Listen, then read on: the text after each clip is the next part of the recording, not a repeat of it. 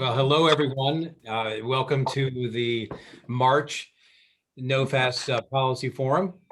Good to see everyone. I'm Tom Donaldson with NOFAS in the NOFAS office in Washington, D.C.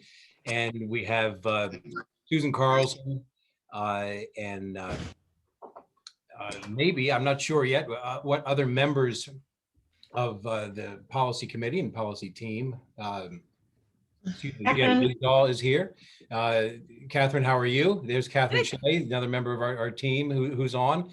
And first bit of news I want to share with you is that Jen Wisdahl, who you can see there with the NOFAS signature, is now on the NOFAS team and on the NOFAS policy team and on the staff. So we welcome her. Many of you know Jen. She is in Washington State and is affiliated with NOFAS Washington and now with NOFAS. So many of you have probably perhaps already spoken with her this month about the legislative efforts. She's going to be integral in working with you to prepare you for meetings and scheduling meetings and just all kinds of activities. So you can reach her at wisdahl@nofas.org, and she'll share all that information with you, and you'll be hearing from her regarding a lot of updates with the legislative activity. And there is a lot going on. And one thing that we have learned, and those of you who are active in legislative and policy work know that you can't script the process, and you don't always get what you want in the time frame that you want, and it's sometimes can be frustrating. But let me pause for a second and just ask everyone to mute yourself. If you're not speaking, there will be a chance to speak. Everyone, there'll be a chance for comments and questions as we move later through the hour. But so we're in the midst of sometimes anxiety and hard work to try to push forward the introduction of the FASD authorizing bill in the U.S. House and Senate. And on a separate track, but equally important, are efforts to increase appropriations. So this is appropriations season, at least the opportunity where we have the chance to propose increases in existing funding line items with the government. So I think you all know that FASD or FAS has a line item in CDC, HRSA, and IAAA. So we're trying to increase those dollars, excuse me, and add money to other accounts for FAS. So as I lose my voice, let me turn it over to Susan for the updates. Oh, thank you, Tom. Welcome, everybody. And I just want to begin by thanking everybody that we've met with in the past month. God, it seems like it's been forever.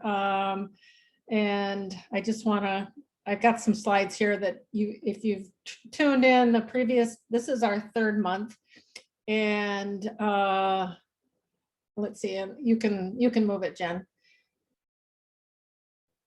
And this is, Tom talked about our team, and Jen is our newest member, and I must say, she's just incredible. I mean, I gave her my schedule, which I think maybe was a mistake.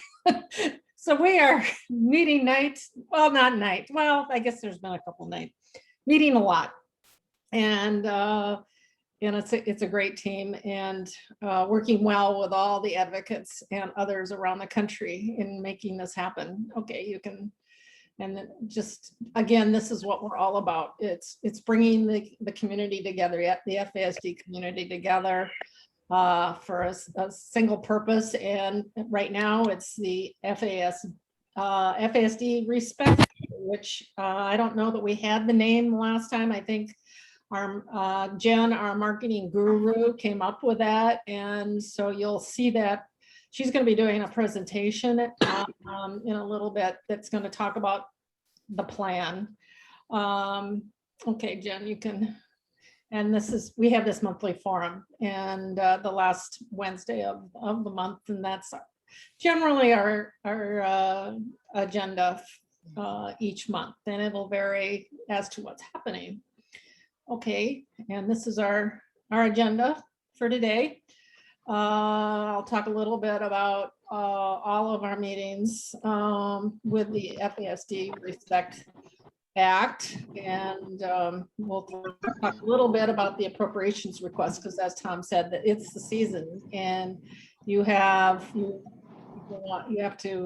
request these of members, and we've been busily doing that. It's a lot of cutting and pasting, but making sure you get the right language. And then talk about, well, the advocacy outreach to date. And then Jen's going to do kind of what she's put together, which will lead this effort. And then we'll leave some time for comments and questions. Okay, so this was, I thought I'd start with this just because, so we understand why we're doing this. And you may have heard me say this, why are we doing this? And it's, and I did a webinar for North Carolina, and this has always been in all of my presentations that I've done over the years, but it's my husband's favorite saying, if you don't know where you're going, any road will get you there. And so that's basically why do we need a bill for these various reasons. And we're providing a lot of help for advocates to help us carry the water. Okay, Jen. Okay, and we have the same authors that we had during the 116th Congress. Lisa Murkowski, Amy Klobuchar, Betty McCollum, and Don Young, bipartisan, Alaska, Minnesota. And then this I put in because we're finding in our meetings, it's going to take all of us. And our most successful meetings that we've had include a lot of, the families, the advocates, as long as professionals. But it's going to take, this is the community that we have to influence. Okay, so what's been happening? Again, I want to thank you to all the advocates. First major update is we're going to have a meeting tomorrow with the 4 staff members of the 4 authors to finalize the language for submission to agencies and legislative council. And hopefully we'll be able to get that done. And our goal is by the end of April to have an introduction. And we've been focusing, as I think we mentioned this last time, and Jen's is gonna talk a little bit about this too. We've been focusing on the meetings that we've had so far on the states which have members of Congress on key policy and appropriations committees. We're laser focused on those. So if we haven't, so if we haven't touched base with you, I gotta plug in my laptop or I'm gonna lose. I'm sorry. That's why we're going to try to touch base with all of as many as we can. I mean, our goal is all, but as many as we can of members of those committees. And so these are the meetings we've had this month since we last had our webinar. Washington, New Hampshire, California, Florida, Minnesota, a lot. Well, you can see it. And I did, like I said, a webinar in North Carolina. We had a couple meetings there. We've had it's several meetings. We have meetings with the advocates first, just to talk about what the bill is and how we, what we need from them and how we're going to do it. And then we have meetings with a prep before we have the meetings with staff. And we just had, and I want to thank the Kansas advocates, just had an excellent meeting with us, and I don't have that on there, the staff of Senator Moran from Kansas. We had excellent advocates, along with a professional who's been involved with diagnostics for almost a decade. And and Senator Miranda is important because he's on both appropriations and the policy committee. So I just can't stress enough how engaged all of our advocates have been around the country. It's just been heartwarming.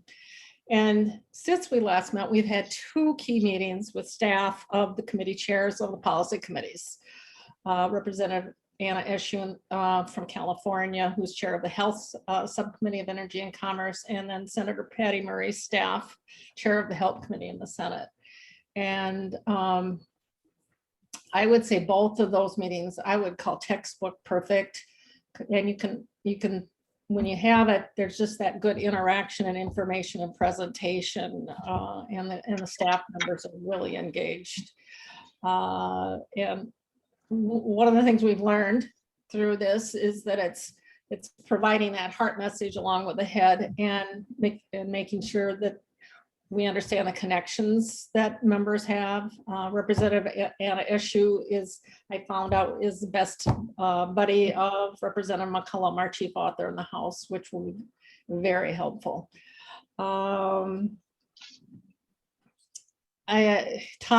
or Jen, or do we have Mike? Anybody else that want to talk about the meetings we've had? Kate, anybody else on the policy team want to comment on our meetings? I just want to say that what's been important about each of these meetings is that constituents from the home states of the people that we visited have been key and very important in that. So, you know, for those of you who are sitting there going, well, I don't know if I want to get involved with this or never done this before, just about everybody that's done this has never done it before. And they're doing awesome. And every meeting has had profound effect. I think every meeting has been met with, from when we've seen the faces of staffers, it's had their interest. They've been taking notes. So I just want to say thank you to the folks that are on this phone call that have been advocates, have been on the meetings, and also thank the folks that are going to be in meetings, because it's just a matter of time. We got to do this. It's going to be great. So thank you very much. Thank you.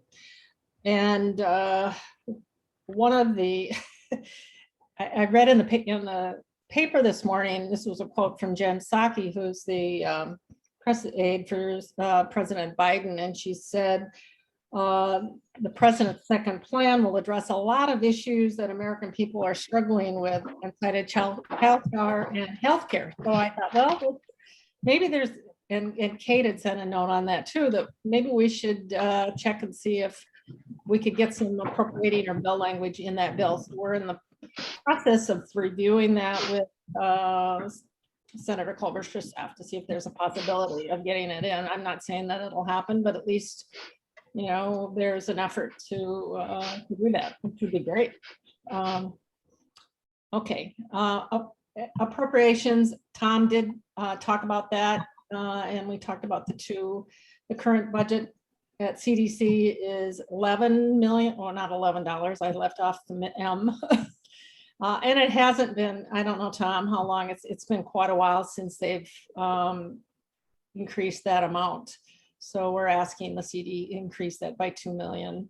And you can't, and that's one thing I learned when I first got into this. I thought, well, let's just ask what we think they should be. Well, you can't do that. I mean, it's like your own budget. You just, you know, you have your budget and you can't go and say, I want 100 million for the CDC. You have to have, and that's why we're doing the authorization language to give them the authority to spend a lot more money. And now the DOD is a new opportunity that NOFAS is pursuing. Representative McCollum is chairman of the Defense Subcommittee. And so we're looking at getting some funding through the defense bill to do some translational research program at the Uniformed Services University of Health Sciences, which could be very exciting because it's one system that could become a replicable model around the country on dealing with prevention and identification. And we've had discussions with the university about this, and they're excited about it. So if there, I don't know if there's any, we'll do questions and answers after Jen is done with her presentation. I think now I think Jen, so Jen's got her own, there we go. Jen, take it away. Right. Well, thank you for your patience with me. This is the first time I've Zoomed to so many faces. So I'll be honest, I'm freaking out a little bit. So lots of smiles and nodding of heads would be very gratefully appreciated. I can't see the chat while I'm talking because I'm presenting too. So if you have a question, either raise your hand or if somebody can keep their eye on the chat and just speak up, feel free to break in. So I have talked to a lot of you this week, and some of you have already seen what I'm about to present. It really hasn't changed much from when I've talked to some of you about this week. But I want to talk about why we're doing this, and we all know why, really. But for me, as a parent of individuals with FASD, as an advocate for those kids, as somebody who volunteers with NOFAS Washington State, works for NOFAS, like, you see these things happening over and over and over, and the story's the same between states. Diagnostic capacity is an issue. Lack of funding, no supports in schools. It's the same no matter what state you go to, really. Even in some of the states that have a lot of support, they still don't have enough. And then federal funding has really dropped since the bill was originally introduced. Additionally, all of the authorizations that are currently in place that are expiring, they mention FAS, not FASD. And so that's a big change. We want to change things and modernize things so that we're talking about FASD, not just FAS. So these are the things that I've cherry picked that I love about the FASD Respect Act. And the FASD Respect Act, we've retitled it from the FASD Research Prevention and Services Act to the FASD Research Services and Prevention Act, because it's got a lot of services in there. And not that prevention is not important, but it has a lot of information on services there. And I think that's something we've been missing. And so when you shorten that up, it just comes out to nicely the FASD Respect Act. And Susan and I were talking about this act and really what it does. And this is why we have the little house logo. This act is building a foundation. Does it do everything that we need it to do? Does it solve all of our problems? Does it make things the way they absolutely should be? No. No bill could do that in and of itself. But what it does do is lay the groundwork for more change. And the more we connect and build that framework, and the more we connect and build that foundation, we're going to be able to build off of that in the future. So my favorite thing in this whole bill is that it creates services and training in the education system, FASD-informed transition services for adults, FASD-informed transition services. I love that because that's something we're missing. So this is for me, my why I'm doing this. So we were talking about key states. There's basically 4 committees that we need to work with first to get the bill pushed through. We need the House Energy and Commerce Subcommittee on Health, the Senate Helps Committee, which is Health, Education, Labor, and Pensions. And then we need the appropriations side on the House and the appropriations side on the Senate. So we went through and looked at all the members of those committees, and they fall into these key states. So take a look at these states. I'm going to leave the slide up there. See if your state is on this list. So raise your hand if your state is not on this list. Awesome. We still need you. You are still incredibly important. So keep listening here. If you're in a key state, if you are an affiliate and you haven't yet connected to have a meeting with us about how we can support you with policy, get a hold of me, please. I left my email address in the chat.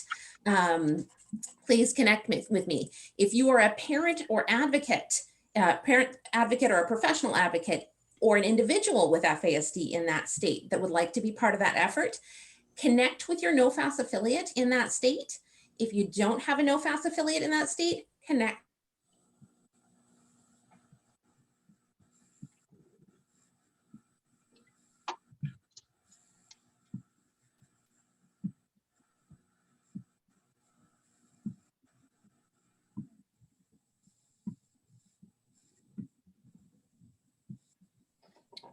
Well, as we can see, looks like we've lost the connection to Jen, the video and audio connection. So let's we'll give a moment for her to try to restore that. But in the meantime, just again, welcome everyone, and just to sort of summarize what Jen is emphasizing here is the fact that we're right on the cusp of being able to take action and have now these appropriations requests that have been issued and the bill soon to be introduced for everyone to be reaching out to folks. So as we get Jen back, she's going to be going into just exactly what do we need to be saying, how do we find the appropriate staff member, and how can we coordinate all of our outreach with one another, with the NOFAS team and all of you folks who have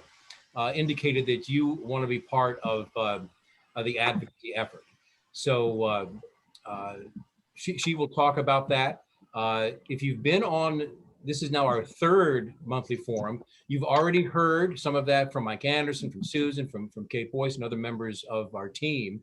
And that, the feedback from you and looking at how important it is to build those relationships, that is the most important thing. Most important things, the person to person, the relationship building, being able to establish a rapport with the staff member. Some of you, I think, have relationships with members. A few of you do. All is going to come down to those relationships. Now, we know the FASD community does not have enough relationships with members. Susan talked about her interaction with Senator Klobuchar, which is absolutely key to the process. We need more of those, and the best way to build that is through the staff members. And I think, as Mike Anderson said, having these meetings, they've gone so well. It's really been, they've been well thought out. Susan talked about the prep meetings we've been having with advocates, putting together just the best team, that personal experience, along with a professional or a researcher from the state who can talk about the status of FASD and the obstacles that everyone faces. And any of you who've done this for a long time know, and that is talk with policymakers. It can be very difficult to convince somebody, hey, this is a real issue. It's very significant. You need to address it.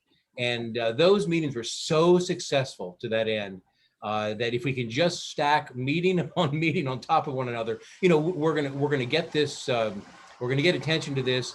Then we're gonna get the members themselves talking between themselves about, hey, my constituents are telling me this is important. And so are mine. Well, good, we better do something about it. So that, as you all know, is what we're building. And so we all need to know that you know, we're vital to that process. I've talked with a couple of folks who said that, who've even said, oh, we're allowed to talk to people on Capitol Hill. Yes, of course, at their peril, they would you know, ignore your call or your outreach. And if we can just do it in significant enough numbers, we don't need thousands upon thousands of people. This core group here and the NOFAS affiliates and all the other great FASD organizations, by bringing you all together, you know, we're going to get this done. So, you know, we're on the cusp, probably weeks away, hopefully a few short weeks away from the actual introduction. So there's going to be a lot of you know, guidance from NOFAS as to, okay, now let's go. And when we say that, the work we will have done now, and that is preparing everyone to do your outreach, will pay off. So some of you are going to ask for a script. What do I say? What do I say in an email? What do I say when I get someone on the phone? We're going to give you that. Some of you are going to say, now, okay, who do I call? Who are the 3-4 people? Who are the key people? And who are they, by the way? We're going to give you that information. And, you know, Mike Anderson talks a lot about, you know, including sort of the head and the heart. What is the compelling sort of emotional reasons why we've got to get this done? And what are the facts? What is the evidence that shows so clearly how significant this issue is? So we're going to combine that to pass it on to folks. So it looks like I'm getting less optimistic as the minutes click away that Jen will be able to re-engage. So why don't we, and Susan and Mike may have some other comments, but why don't we take your comments or your questions that you might have about the process. And again, Susan or Mike and Catherine Shea are part of the NOFAS policy team, and they're on here to address that. So unmute yourself, please, if you have a question or comment. Hi, this is Lynn from Pennsylvania, and people have approached me about, well, with COVID and all the money that our federal government is spending on COVID, is there really a chance that there's enough money for this? How do you respond? Well, I'll let the others comment too, who maybe know a bit more than I do, but you may be seeing now that this administration wants a multi-trillion-dollar infrastructure bill. So I think there's an appetite to continue to spend some money. We're still in a difficult place as a country for a lot of people who have lost their jobs or are not in a healthy position financially. And I think there is a continued emphasis to spend money.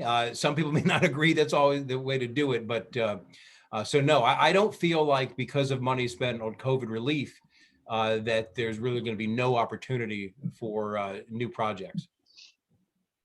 Yeah, and I would echo that, Tom, and that's why I mentioned there might be a possibility. There's the infrastructure bill that's coming up, but then there's the other one, the childcare, healthcare, and so we're looking at maybe getting slim possibility, long shot maybe, but at least we're at the table.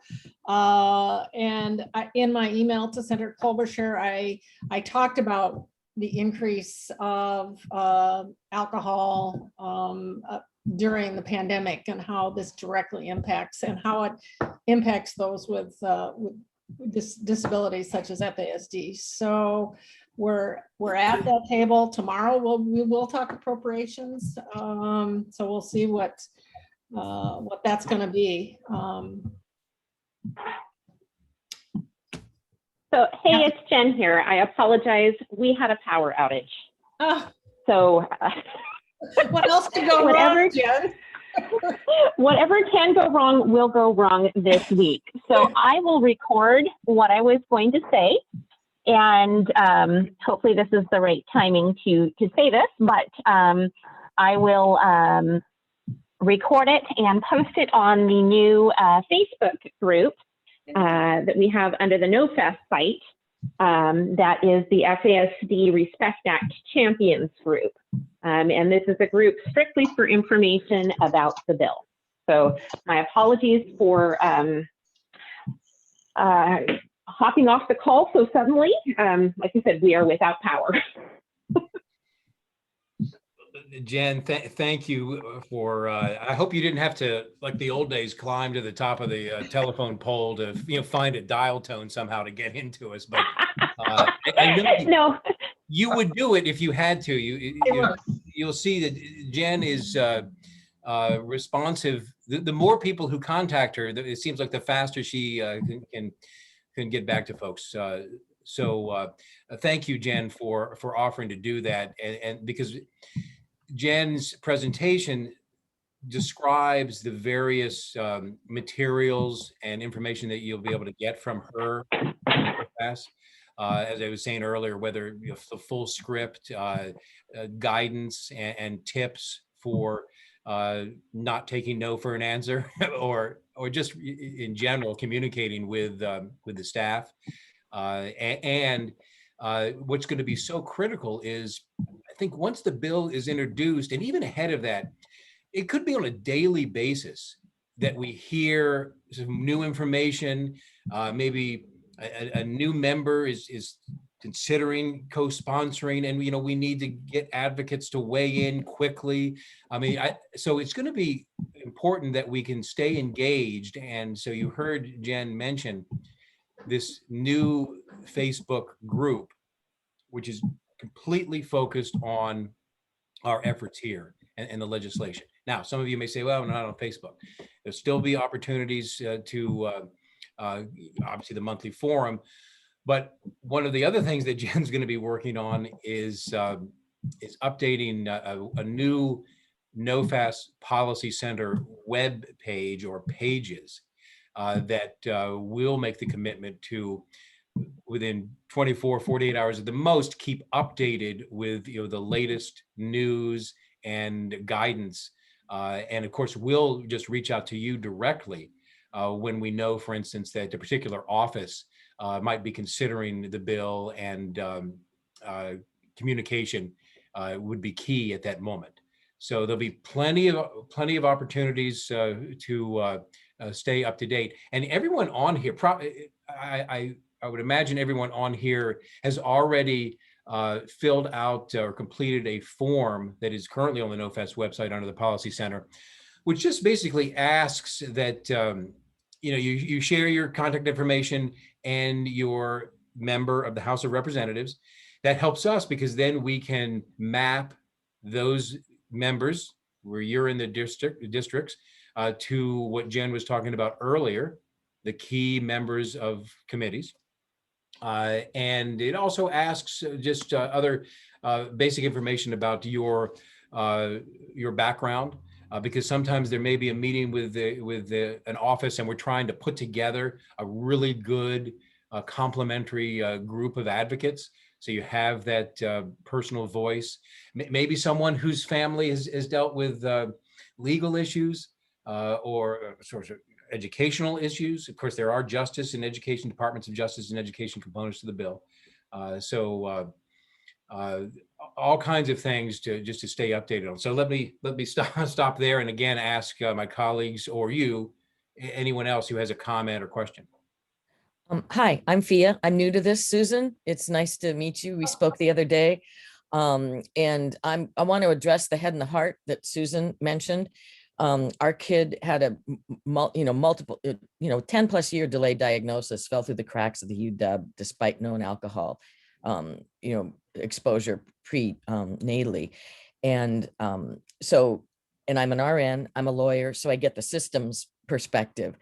And thinking of that in terms of the advocacy and outreach that we're looking for, is anybody from the ARC on this call, the nuns group in Minnesota that's been working on this for decades and decades?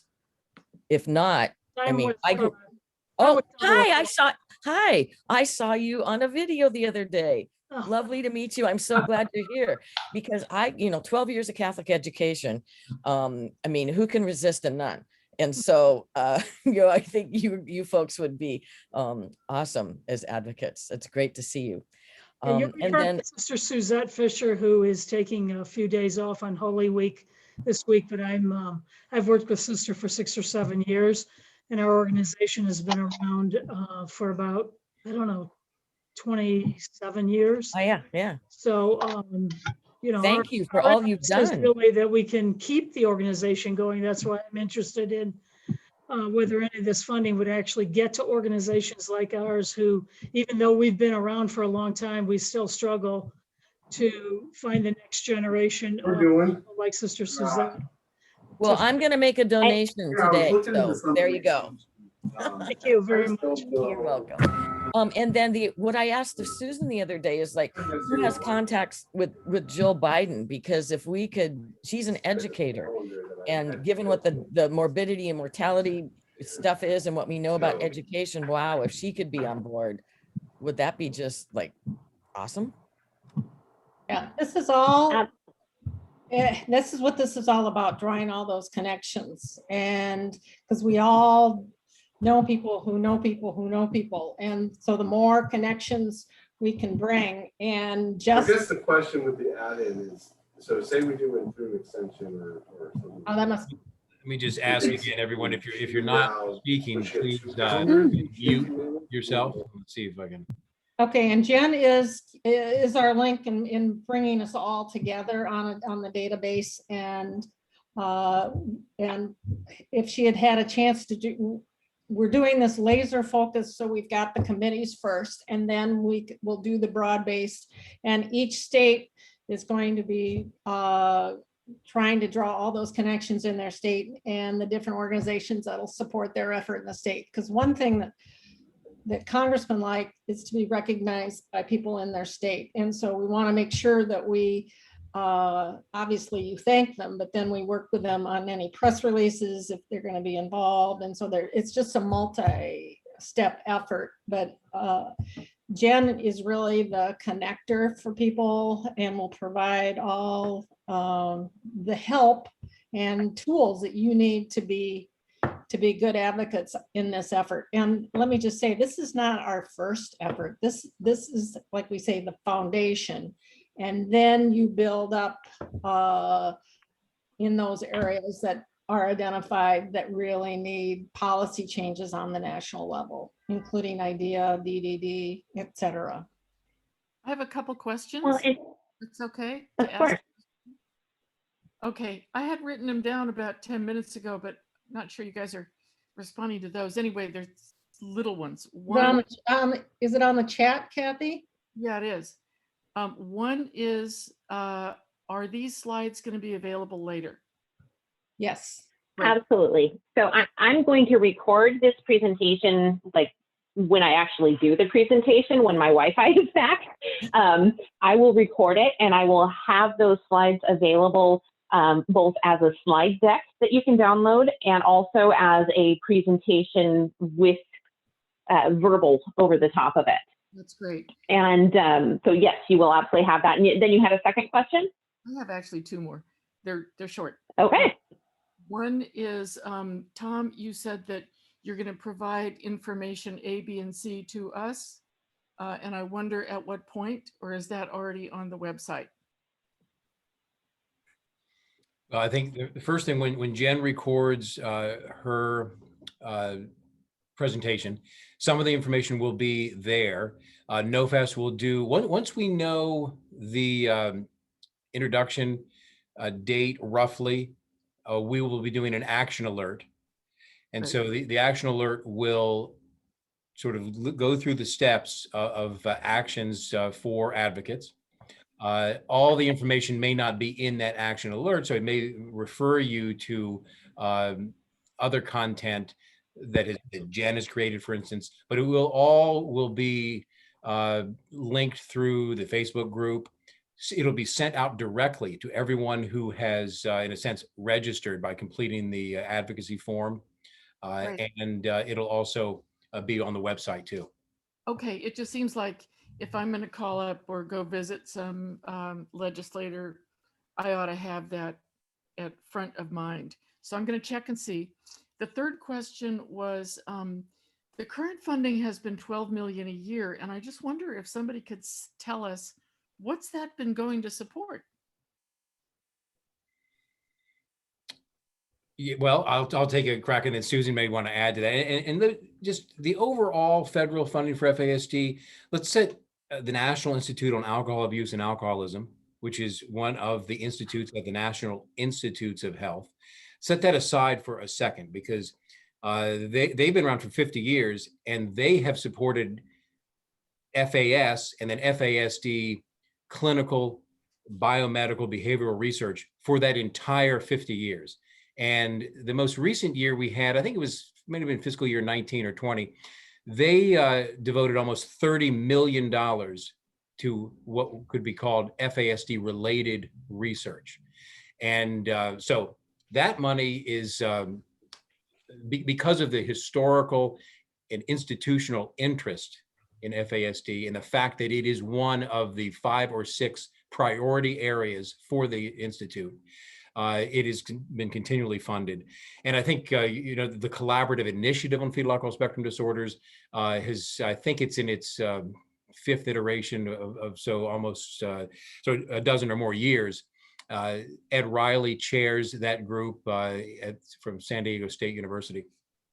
And they have lots of other research programming. Now, outside of that, you have 11 million at CDC and 1 million at HRSA. So CDC has been doing surveillance to try to understand the number of women who use alcohol prenatally and also are heavy or binge drink drinking users. So they have been collecting that data for probably 2 decades. And they're also doing alcohol screening. So they have a number of cooperative agreements and collaborators who are doing in clinical settings various alcohol screening, brief intervention and referral programs. Then they have supported groups like the American Academy of Pediatrics and the American College of Obstetricians and Gynecologists to help educate their members. Those groups both have, in the case of ACOG, over 40,000 members. Obviously, it is a key audience for education when it comes to FASD and the role that they can play. And they also support, NOFAS has support from CDC to work on the affiliate network. It's helped build and grow the affiliate network, which was founded in 2002, and a number of other program areas. So that's sort of a general overview. And HRSA, as I said, just has $1 million. And that was that. I do want to mention that that came from a successful effort by NOFAS to add money to HRSA. That did occur. That money then was put out in an announcement, and Boston Medical Center was the recipient of that funding in conjunction with 2 of the NOFAS affiliates, MassFAS in Massachusetts and Proof Alliance in Minnesota. So I think, we hope that some funding would be, well, if the bill could be successful, certainly funding would be available to states and to organizations. And that would be NOFAS's goal to ensure that not just NOFAS affiliates, but all FASD organizations would have an opportunity to join with universities in their state and also the state departments of health education and perhaps others to form collaborations that could secure some of these dollars.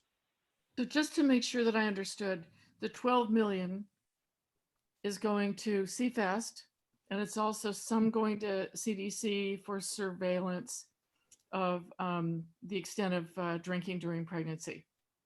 I mentioned earlier, the nearly 30 million in NIAAA supports CFASD. People like, I think everyone on this call knows Phil May and others who have done the prevalence studies and so forth. I was 11, curious, 12 million specifically in the authorization bill that's going now. So I know there's a lot more information to take in, Tom, and thanks for laying it out so widely. But I was just curious about that 12 million that's currently, and winding up authorized. That this is it sounds like this bill is gonna kind of take up and continue on. But obviously I don't have a complete understanding of what all is available out there. So thanks. Gonna be good to go back and review that a little bit. Can I make a comment that's sort of a question as well? I don't know everybody on the call, but my name is Teresa Comboy. I work with FASD communities and have been working with Jen somewhat in Washington State on advocacy and do a lot of just additional advocacy. But, in brainstorming with a public health official who's very well known and has worked for a couple different administrations about this legislation, she was curious as to why NOFAS is still NOFAS and not NOFAS. And I know that's something that everybody's been curious about for a long time. It poses a really huge problem in dealing just with parents. I talk to parents all the time, and even as a parent myself, just a couple of years ago, my daughter who developed epilepsy at 25, then the neurologist in Washington State looked at her and said she doesn't have it. There's no relation to prenatal alcohol exposure. She doesn't have it because I can tell by her face. It's just you keep getting this over and over and over again. So, and this is Washington State. So it's frustrating. And I think that what my friend and I were talking about, she said, hey, if this legislation is going to be introduced, ideally what you would do, and you could combine both these issues, would be to get an article post in the Washington Post, where it's a sort of even like a combination of no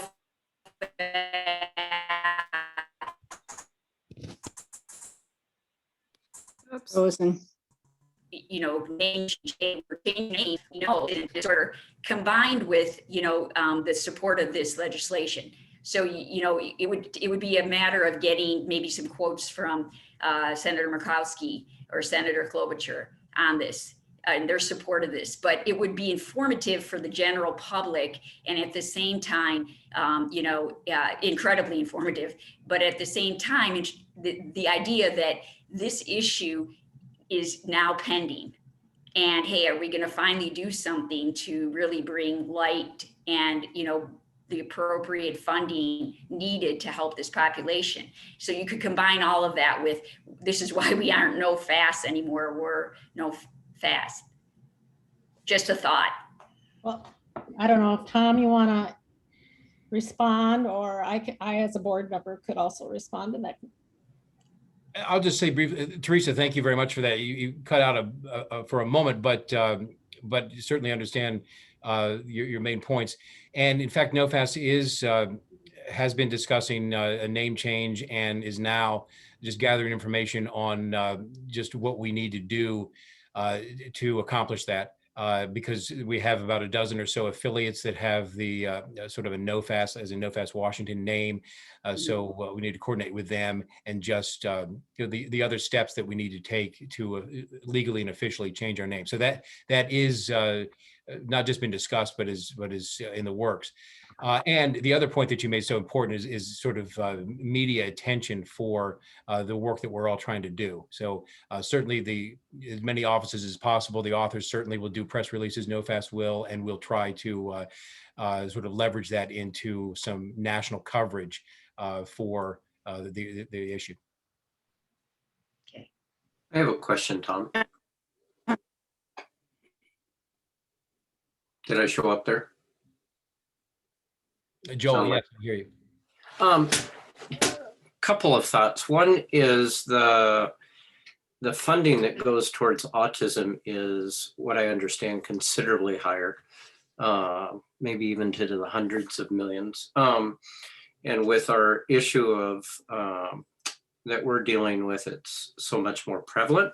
Would it make sense in the information that's put in front of legislators that dollar balance, and I've heard numbers at 3 times the prevalence, and yet we are at 12 million instead of 700 million or whatever those real numbers are. Would that help in the presentation? And then would it help also if we're going to increase, if we're asking for an increase, can we put together a budget, going back to the lady who was asking about where does the money go?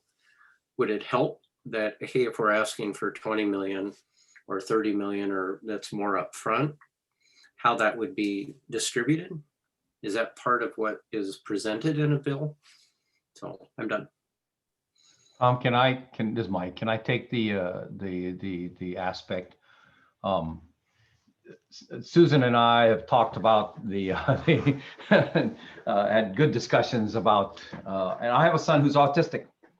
And I'll tell you that as an autistic kid, he's also got bipolar, and he's also got severe depression. He's tried to commit suicide at his age 16, tried to commit suicide at age 18, age 24, and recently at age 26.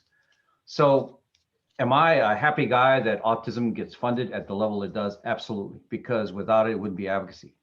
That being said, what spurs me on is the fact that if we can do that for the kids with autism, we can imagine what we can do with more funding for something that's even got more prevalence in our country today.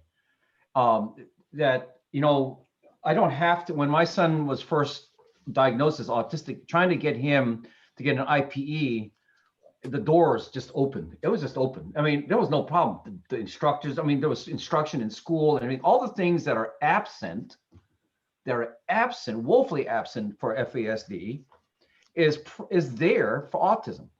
So here's what happens though. You get these people that have, I shouldn't speak, that's very disrespectful. There are folks that are going to guard their rice bowls. They're going to guard that and say, If you take money from, if you want more money, that means it has to come from somewhere. Therefore, it's going to come from me. And there are folks that are going to be very, very concerned about it. So we have to be careful in that comparison in terms of going forward to folks that say, well, you know, autism gets a lot more money than we do, because it'll be used, it becomes an us versus them kind of a thing. And instead, what it needs to be is an us with them kind of situation that says, look, if this is what we were able to do with autism, which bolsters them, it pushes them up, it lifts them up, then here's another more prevalent organization that we can lift up. We need to lift up. We've got kids. We have kids here, that we have adults, we have all the different aspects and going with that.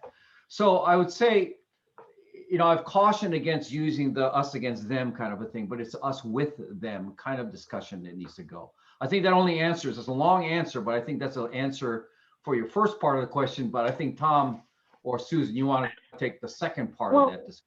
Dealt with. Sorry, it's Jen here too. And can I just speak to the first part of that question, which was highlighting that when we're speaking to to representatives and senators. And one of the documents that we've created that can be used as a template in states to, when you're speaking to your senators or your representatives, is a state leave behind document. And that document is really tailored to how FASD impacts your specific state. So what are the prevalence numbers in your state? What's your diagnostic capacity in your state? How many kids in the public school system are estimated to have FASD in your state? And we also mentioned that it is far more prevalent than autism. And those sheets are part of this targeted advocacy that we're working on, that you can kind of tie your whole central message in your state around. So I would encourage you, I don't know what state, I can't see you, I don't know what state you're in, but connect with me, please, about your state's leave behind sheet, and we can talk about how to use that statistic to our advantage in a way that is going to support us going forward, because that is a very valuable statistic, and we are mentioning it in our advocacy, that FASD is far more prevalent than autism, but the supports just aren't there. And I say that as a mom with a kid who's dual diagnosed autistic with FASD. And yeah, you're right. The supports for FASD just aren't there. So that's kind of the very, very first part of your question. Thank you. No, and your point, Michael, it's not a us versus them. It was just more of a comparison. How do we get to those numbers? So thank you for clarifying that. And thank you, Joel. I appreciate that. It's a great question. And quickly, Joel, on the second part of your question, first, let me say that one of the things that's yet to be determined is, you know, what will be the price tag on this bill? I mean, you can have a bill that authorizes new provisions and then might say, then, you know, the sums needed to, you know, carry out these efforts, you know, should be appropriated, or you can put a number on that. We don't know yet what the number is going to be. Is it going to be $75 million a year? Something more, something less? Obviously, we want more. We're not sure, but then that will then sort of be just an opening marker as it is. There'll be throughout the process just some uncertainty about, you know, how much, and even if the bill were to pass, would it be fortunate enough that concurrently in the same fiscal year that the monies are appropriated, or you could have a bill pass, so you have now these new authorizations, but it could be then a following year in which monies are appropriated, and it could be less than you believe is necessary to carry out the authorizations in the bill, or it could be more than you had expected. That's just part of this process, and that's why we're doing, you know, this meeting every month. And as I said earlier, we just need to stay in contact almost on a daily basis through this, because it's going to be an ever-changing situation. I also want to add, Tom, you know, through our meetings, we're finding that there's lots of differences in states. And it's been, I think, enlightening to meet with all. I mean, you saw on the slide how many states we've we've met. I mean, Alaska's had a lot of work, and I see Judge Jeffries is on, and a lot of infrastructure, a lot of activity. Washington, some states have very little. So there's one of the most important sections, and I have to mention Minnesota. I think and Minnesota is investing now $2 million a year for this. And I think this is probably the most of any state that we're finding. But one of the sections in the bill is building FASD state systems, and it will be block grant funding that goes to the states to build up the infrastructure in their state around this issue, because around diagnosis, systemic change. So we're not educating one teacher at a time. We're not educating one judge at a time. We're putting it into the systems. So it's like autism. That's, when I was a judge, when a child would come into the courtroom with autism, that child was treated differently because we knew that it was a disability. Not so with FASD. So this is to build that infrastructure, systemic improvement in all states around the country. So we're not, as advocates, just continuing to do, teacher by teacher, judge by judge, and when I got started in this, that's the way it was. And unfortunately, that's the way it still is. I mean, we've made a lot of progress, but just hearing you all on this call, there are so many kids in our systems that are not getting identified in early childhood or in the courts and the justice systems, in foster care. In Minnesota, as you may all know, passed a law last session, thankfully, that they're going to start screening in foster care.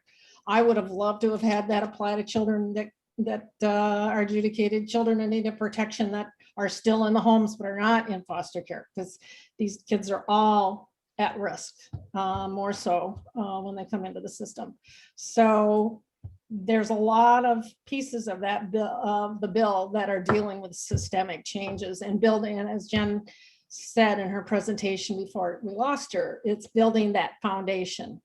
So I hope, and I think all of your ideas are great, and the media coverage is great. We need to build the support in each of the states with their members of Congress. That's what it's going to take. And I believe we've been quite successful in doing that in some of the, the key committees so far. So I'm excited, and I just thank you all for being on today, and encourage others that aren't on today to touch base.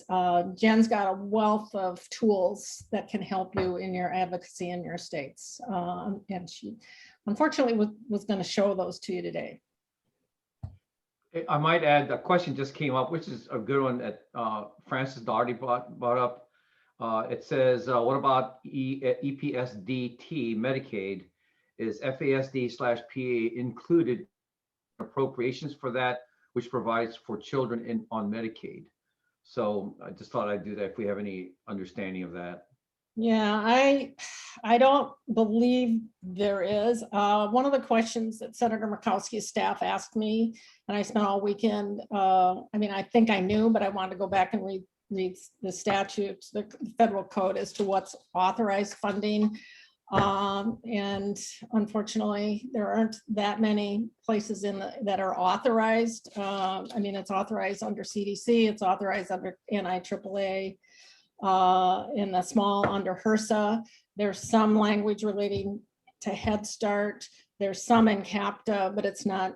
But specifically, FASD authorization appropriations, I don't believe it's in Medicaid, but I think that's, I couldn't find it. So we'll,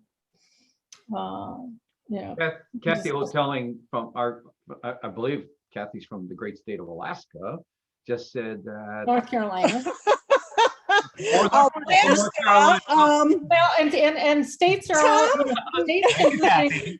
no, States that's can do things- Michael Jeffrey. Didn't you live in Alaska one? Never mind.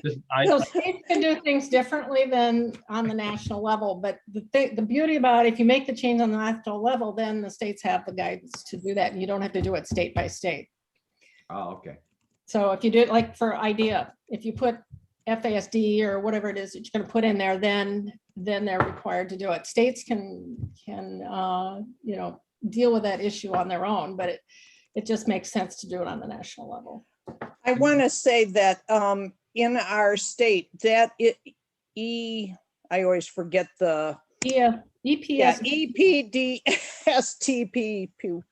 Anyway, it is covered, and I work a lot with disability rights, and she came to one of our support group meetings years ago when we showed Ira Chesnoff's Moment to Moment. And she talked about that specifically then. And I don't believe there's anything to exclude our children.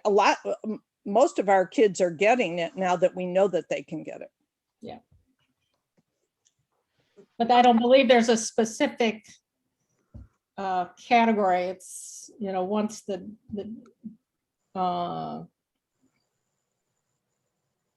I'm just looking. Oh, Jenna's back. I just wanted to say that we work within an organization that's a behavioral health provider accepting Ohio Medicaid. And very little of the diagnostic costs are covered by Medicaid. It has to be a person-to-person service. So yes, our LISW, who's a counselor who meets with the family, can charge for that.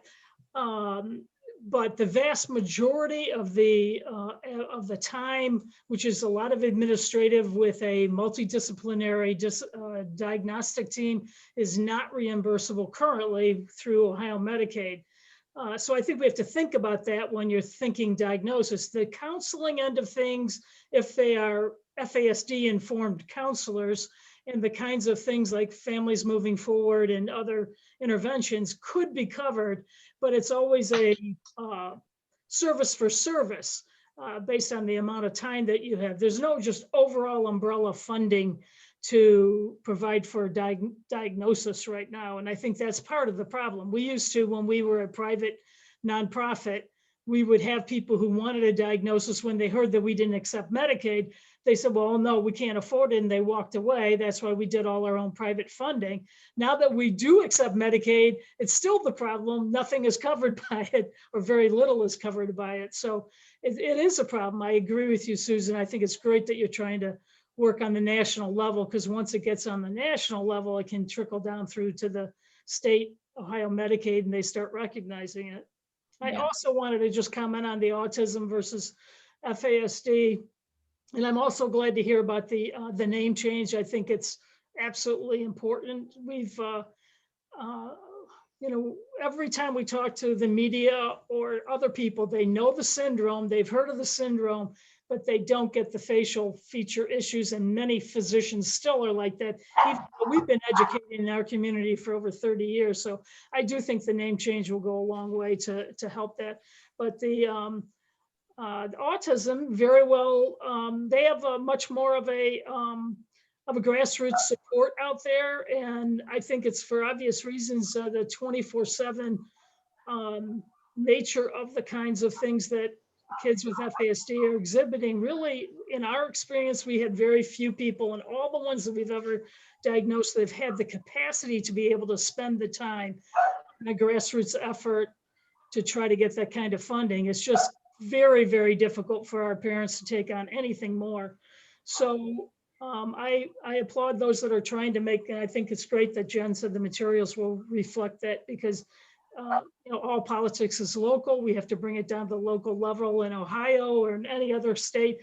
How many people are affected? No one can believe it when I mentioned the 1 in 20 figure. They can't believe that. And that's my lead thing that I say. And I'd say, and I talk about what that means for local public schools, how many are sitting out there, how many are in jails because of it. We're working right now with a juvenile residential center. I mean, it's so prevalent, and most teachers know this, but judges less so, although there's a very fine work that the ABA, I believe, did with the judges that our own juvenile court judge was involved in. We always hand that very big manual out to judges so that they don't charge our kids with adult violations that get them sent away, and that they understand that more. But anyways, I'm on the platform. I totally agree with everything that you all are trying to do. I'm glad to see that NOFAS is really taking an active role in this and has real good information now that we all can take to our congressmen and senators. I'm happy to be involved. On a policy level, I just want to say that the bill also includes the National Advisory Council on FASD, which will do a deeper dive into all these barriers that you all are talking about, and report to Congress on and figuring out how to solve the problems with Medicaid and all the barriers you're talking about. And so there's that, and there's also on the state level where you can do it on the state level as well, because this issue screams from public policy. And Tom and I were both on a policy expert panel back with the HHS September of 2019, and they talked a lot about some of the barriers on diagnosis and other eligibility categories. So that's why this National Advisory Council is a key portion of the bill as well.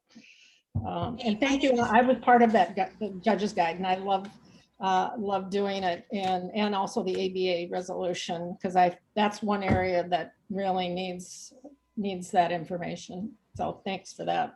I'd just like to introduce myself. I'm Terry Morrow from Southwest Michigan. I'm new to this whole thing. We have a 16-year-old daughter that was diagnosed just a couple years ago, and as a teenager, it's starting to impact her significantly socially in the schools. I am a special education teacher, 25 years of teaching emotionally impaired and general ed kids. And I do want to say, although I heard educators know this, I will tell you in my 25 years of teaching here in Michigan, as an emotionally impaired teacher, I've never had a training, a class, or a seminar in fetal alcohol syndrome. I knew the term, but knew virtually nothing about it. It has never been discussed in anything that I have been in. We are now having this daughter. I contacted her physician. So I'm setting this up to let you know that I want to help you, but I need you to help me help you, because I contacted her physician, who's a lovely pediatrician who has been sympathetic to our circumstances with Abby, who comes from a trauma background as well as recently diagnosed fetal alcohol facial feature. I didn't even know that. So I contacted the physician looking for support. We want to be a part of a support group that includes fathers. Sorry, ladies, but we don't want just women. We want the father's perspective as well. And we also wanted to know who the physicians or psychiatrists were in the area that specialize or have background in fetal alcohol syndrome. Our pediatrician sent out emails to the groups that she's a part of nationally and statewide, and found nothing except diagnostics. There are good things in Grand Rapids area here in Michigan, good things in Kalamazoo. We happen to be an hour from both of those places. The Holland area that I live in has multiple families who do adoptions and foster care. And so if the numbers are right, the school that my daughter attends should be 50 kids there with fetal alcohol, if you're saying 5%, right? Her teachers have no background in it. And so when I talked to the physician and she reported that, Terry, I don't find anything in our area, that was not registering in my head that we would have those numbers here. The teachers don't know, the physicians don't know, the support groups are non-existent. It didn't make sense to me. So I called the physician back and I asked her, and praise the Lord on this great answer from her. I said, would you be willing just to partake in a conversation with me? Could you put together a team of specialists who would just have a conversation. And I don't even know how to do that. I've always been a strong special education advocate, so advocacy does not bother me. But my question to her was, can we have a conversation? What do you people, professionals, know about it?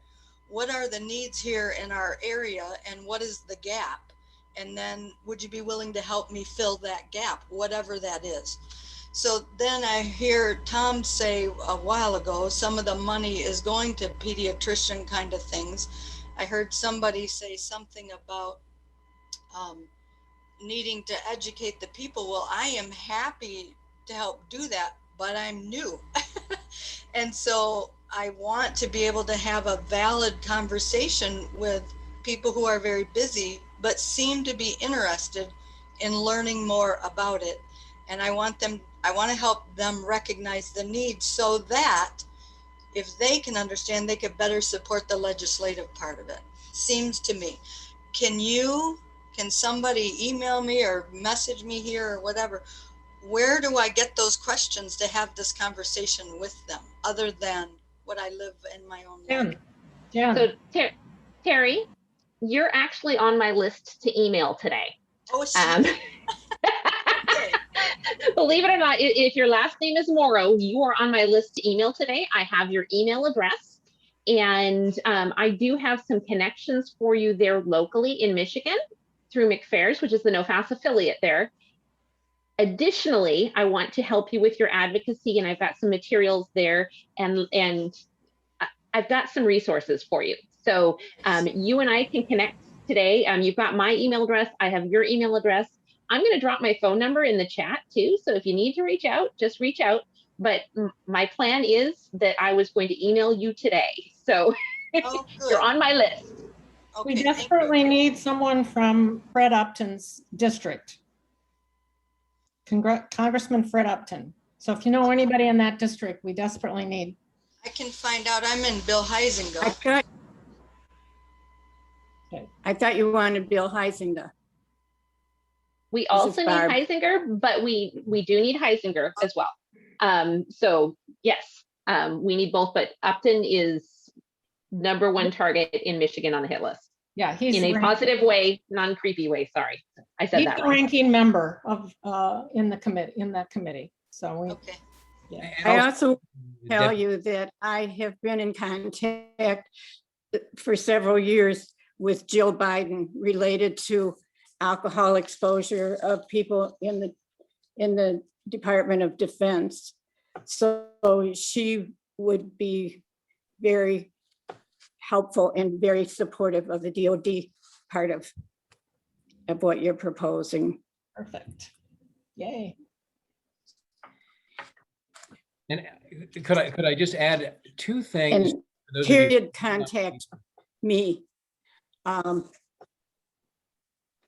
ahead. No, Barbara, please finish your comment. I know that Terry's new to this, and when we had funding, there were trainings being done all over the state, and I did many of those, and I could go anywhere in the state, and at anybody's request, and that's just not there anymore. And although we have 5 diagnostic clinics, and we're grateful for that, the teachers aren't being educated anymore, and basically no one is right now.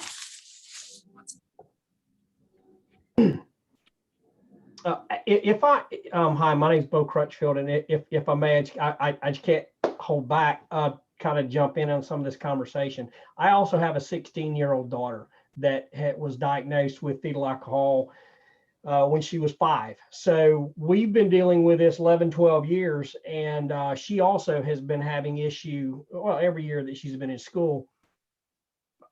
A number of people throughout those periods of time, I've tried to help educate. Actually, Melissa Cook, who's also on this call, I get from Georgia. She's well aware of this as well. just trying to get people to understand what this is about. Yeah, there's people who talk about, oh, yeah, they know it. I have literally gone to school after school, teacher after teacher, trying to help provide them with, here's how you can get additional information. Melissa Cook had a conference here that I shared information of where they could go, because now we're talking up to the school board. I was trying to get people to get educated on this because of my child. They didn't go. Little or nothing. Recently, she's in high school now. They've even looked to try to get her excluded from school because of it's behavioral issues. If those of us who know about fetal alcohol, look, it happens. Long story short, a lot of education needs to be done. You want to hear aside from a father for a daughter who's got that, I'm here. You want to hear the stories? I've got them. I got 12 years worth of them. I'm here. I'm here for my child. I'm here for every child. I'm here for every person who was a child and now grown, because I know the difficulties that my child is having to just operate in our world. So I'm here. You need something, I can help with something, let me know. What state are you And from? I'm from Georgia. Bo, can you shoot me an email? I'm meeting with the NOFAS affiliate in Georgia this week to work on advocacy plan. And what you guys are saying, what both you and Terry are saying, it hits my heart. Like I said, I'm the parent of 3 with FASD. I have an 18-year-old, a 14-year-old, and an 11-year-old. So this is a universal story. And again, some verbiage in this act speaks specifically to recognizing that FASD is covered under the IDEA, right? So that will help with school accommodations. It also gives funding for educating educators on it, and brings it on a national level. So I think that's a big key thing, but we do need parent voices like yours. We do need, like, these stories are what impassion our lawmakers to support this act. And so absolutely, like, connect with me. We need to build teams in each state that can reach out to the key legislators, and then after that, reach out to all the legislators and get everybody on board with this bill. We need to make some noise. And so definitely, I dropped my phone number and my email in the chat. Please reach out. I want to hear from you. I want to get people connected, because even, let's say the worst thing happens, and I'm not going to let this happen, but the worst thing happens and this bill doesn't pass. The worst thing that would happen is that we don't connect, right? Mm-hmm. If we're connecting with each other, we're building that groundswell that we talk about in the autism movement, that groundswell of parents, that groundswell of grassroots. The more we connect like this, the more we're building that. I'm on board with that. By the way, I sent you a private message in the chat, so you've got my email through that as well. I misspelled the first one, so anyway, but I resent it to you. So okay, I'm having trouble getting the chat because I'm on my phone. Okay. Right. Because our Wi-Fi is still out. There was a big wreck and it knocked out the Wi-Fi. So I'm so sorry that about that. But yeah, shoot me an email. Call me, please. I want to connect. Got it. Absolutely.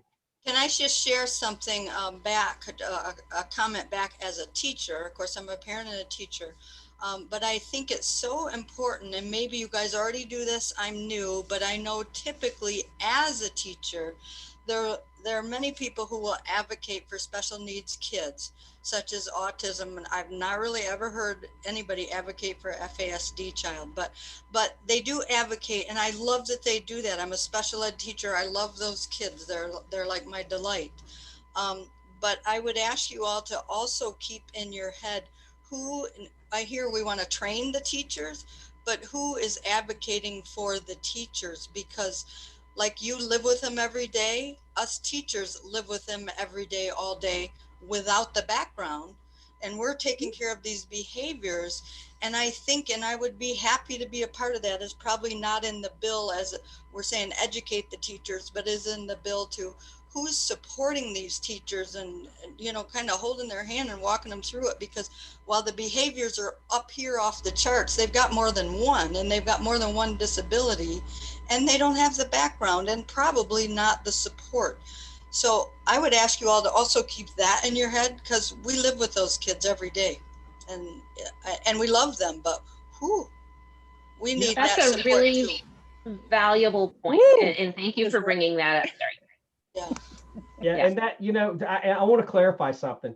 The teachers that have been involved with my daughter, for the most part, the teachers try, they love her, they try to help, they communicate with us. I'm gonna just say it bluntly. The administration, that's where we have the problem. It is them, because it's like, oh, that's something that we got to manage. We don't want to manage it. That's really where it's coming from. And I don't mean to be blunt, but I will be. And by the way, I don't have a problem speaking to anybody. So. We're glad you're here, Bo.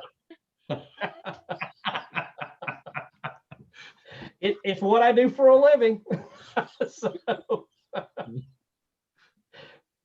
thank you.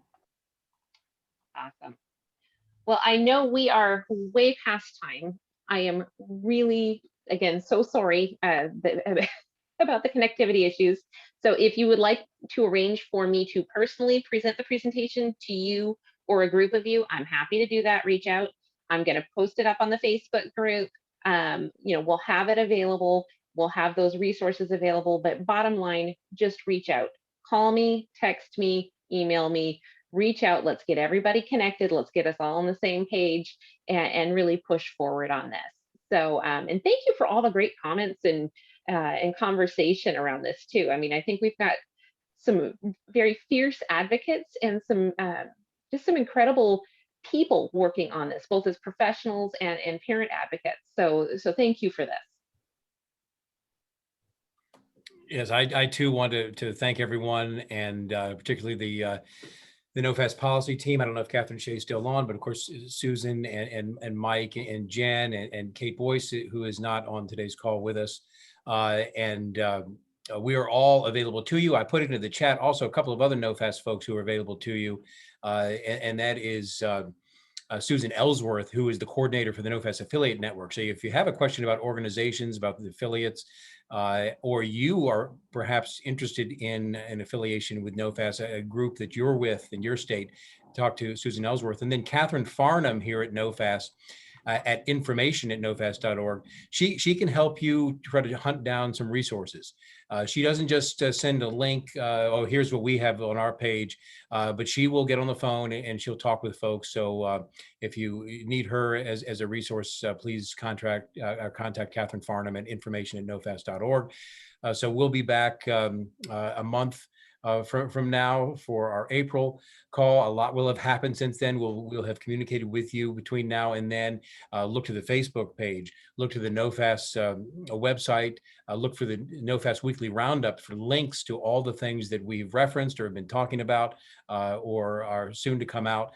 And last thing I'll just say, we have a lot of things in the works, and we want to make sure the timing is really key here, because we want to make sure that we give you all the information you need when it's time to go ahead and reach out to folks. And there's a little bit of art and science, as Mike and my team members know, to how to do that, so that you're not ahead of the game when someone doesn't know what you're talking about, or you're not too late when there was an opportunity to get their attention. So thank you, everyone. The video of this meeting, in its entirety, will be posted in the next couple of days, also on the NOFAS website.